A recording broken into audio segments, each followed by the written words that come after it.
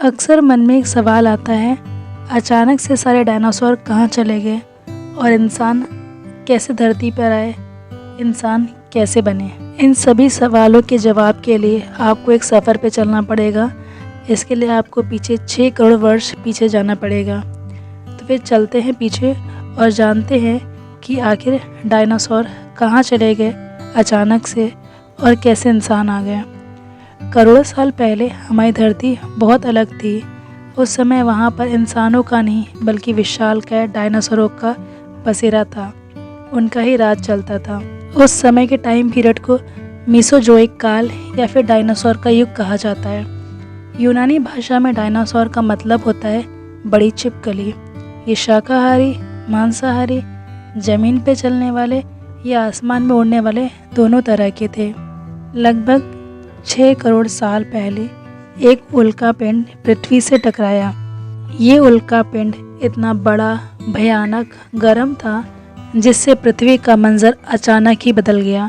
इसकी चपेट में आकर डायनासोर्स की लगभग 70 से 75 या लगभग 80% प्रजाति खत्म हो गई। उल्कापिंड सल्फर युक्त खनिजों के बने समुद्री तल से टकराया होगा।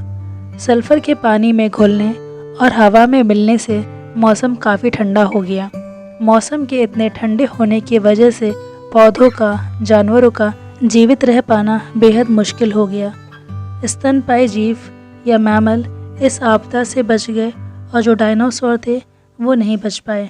बचे हुए मैमल डायनासोर के अवशेषों पर जीवित रहे और बाद में वानर समाज से पूर्वजों की हमारी उत्पत्ति हुई।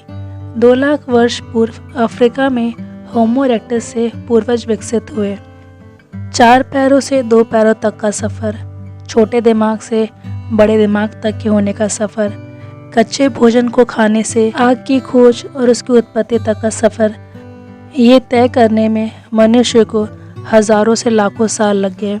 और आज धरती पे, इस पृथ्वी पे मनुष्य सबसे ताकतवर जीव है, जिसके पास एक विकसित दिमाग है, विकसित सोच है और इस दिमाग से वो अभी भी नई नई संरचनाएं कर रहा है। इतना लंबा सफ़र तय करके अब हम 2023 में आ गए हैं। अगर आपको ये वीडियो पसंद आई है तो आप लाइक करिएगा।